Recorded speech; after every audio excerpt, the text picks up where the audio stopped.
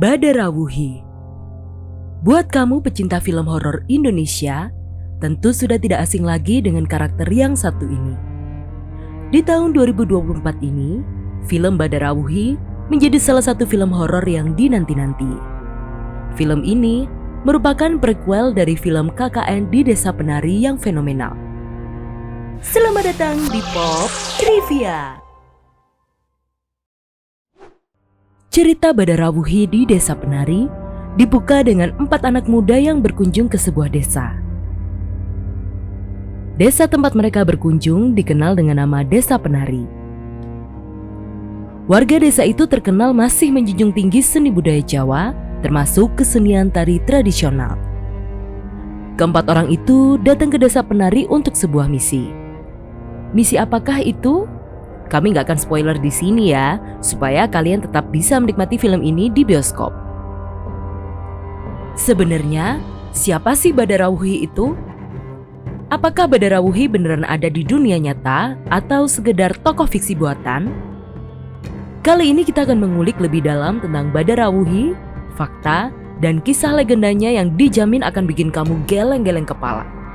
Sebelumnya, jangan lupa klik like dan subscribe channel YouTube Pop Trivia untuk mendukung channel ini agar berkembang dan bisa terus menyajikan fakta-fakta dunia pengetahuan yang menarik untuk dikulik. Asal-usul Badarawuhi. Menurut legenda, Badarawuhi adalah putri Prabu Brawijaya V, raja terakhir kerajaan Majapahit.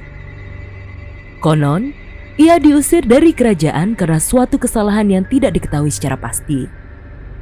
Ada yang mengatakan bahwa ia diusir karena sifatnya yang angkuh dan suka menggoda pria. Sementara, versi yang lain menyebutkan bahwa ia diusir karena dituduh melakukan ilmu hitam. Hukuman pengusiran membawa Badarawuhi ke hutan lebat di Banyuwangi. Di sana, ia hidup menyendiri dan mengasah kemampuan magisnya. Legenda mengatakan bahwa ia mempelajari ilmu hitam dari jin dan siluman yang tinggal di hutan. Kisah kelam Badarawuhi. Konon, setelah diusir ke dalam hutan, kemampuan magis Badarawuhi menjadikannya sosok yang ditakuti sekaligus dikagumi. Diceritakan, dia bisa berubah menjadi ular raksasa, menari dengan indahnya memikat para pria, dan bahkan memiliki kekuatan untuk mengendalikan pikiran orang. Kisah Badarawuhi pun berkembang dengan berbagai macam versi. Salah satu versi yang populer menceritakan tentang seorang pemuda bernama Banyu yang tersesat di hutan Banyuwangi. Ia bertemu dengan Badarawuhi yang menampakkan diri sebagai wanita cantik dan menawan. Banyu tergoda oleh kecantikannya dan mengikuti Badarawuhi ke tempat tinggalnya. Namun, gak lama setelah itu, Banyu menyadari bahwa Badarawuhi bukanlah manusia biasa. Ia melihat wujudnya yang berubah menjadi ular raksasa dan ketakutan. Badarawuhi kemudian berniat untuk memakan Banyu, namun Banyu berhasil melarikan diri. Kamu gak akan percaya dengan apa yang akan kamu lihat di akhir video ini. Jadi, pastikan untuk menonton sampai selesai ya. 2 wujud Badarawuhi. Menurut legenda masyarakat Banyuwangi, Badarawuhi memiliki 2 wujud yang kontras. Wujud Badarawuhi yang pertama adalah sebagai seorang penari yang cantik jelita. Parasnya memikat dengan rambut panjang terurai dan gerak tari yang begitu indah. Konon, kecantikannya bisa membuat siapapun terpesona dan terlena. Namun, di balik kecantikannya itu tersimpan wujud lain yang mengerikan. Masyarakat Banyuwangi percaya bahwa Badarawuhi bisa berubah wujud menjadi ular raksasa. Ular ini memiliki ukuran yang sangat besar dan memiliki bisa yang mematikan. Kombinasi antara kecantikan yang memikat dan wujud yang mengerikan inilah yang membuat Badarawuhi menjadi sosok yang begitu ditakuti sekaligus dikagumi. Penggambaran wujud Badarawuhi bisa berbeda-beda tergantung pada versi legendanya. Namun, benang merah yang selalu ada adalah perpaduan antara kecantikan yang memikat dengan wujud ular yang mengerikan. Badarawuhi dan Nyi Blorong, apakah sosok yang sama? Banyak orang yang bertanya-tanya, apakah Badarawuhi sama dengan Nyi Blorong? Nyi Blorong adalah sosok penari ular yang terkenal dalam cerita rakyat Jawa. Secara umum, memang Badarawuhi dan Nyi Blorong memiliki beberapa kesamaan, seperti kemampuan menari ular dan kekuatan magis. Namun, keduanya tidaklah sama, terutama dalam hal asal-usulnya. Badarawuhi diyakini berasal dari kerajaan Majapahit, sementara Nyi Blorong memiliki asal-usul yang lebih beragam dan tidak pasti. Lalu, wujud keduanya juga memiliki perbedaan.